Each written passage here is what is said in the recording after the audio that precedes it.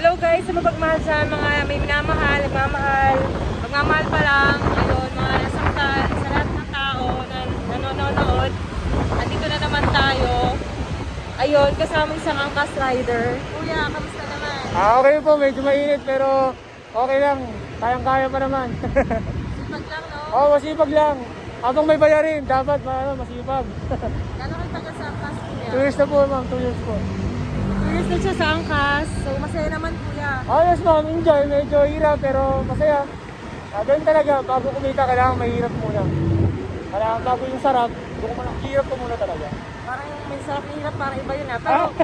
Pero ngayong mainit, di ba? Sobrang init guys, di ba? Anong kuyang, masarap kainin o inumin? Anong ginagawa mo? Well, sa akin, fresh buko. Pag may yung nakita akong sa mga puno, may titin nilang buko yun, mas better yun, mas better talagang ganun. Naano yung wow natin. And then tubig, huwag kakalimutan yung tubig talaga. Oh, ang healthy. So kuya, mga ilang litro ng tubig na ubos na sa isang Well, sa araw? akin, yung tumbler ko na 1 liter. 1 liter lang sa araw? Ay, ma'am na yan. Nag-refill pa ako ng alas dito sa mga parisan o sa karinderya kinakainan ko. So, nakaka-3 litro ako sa isang araw, maghapon.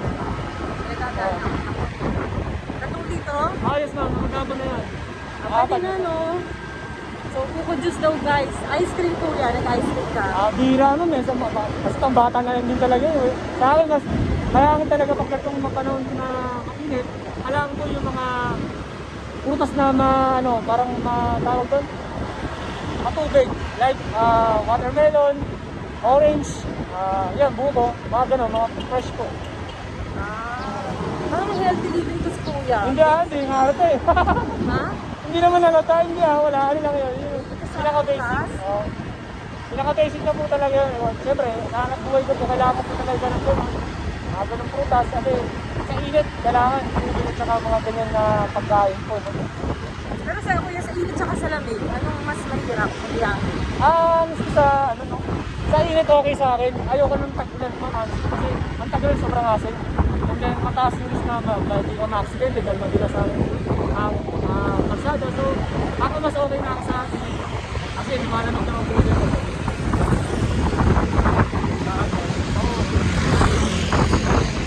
Magpapashoutout ka ba kuya? Wala naman, shoutout lang po sa grupo ko, HBR. Ang sa certified group, riders, ay fresh day.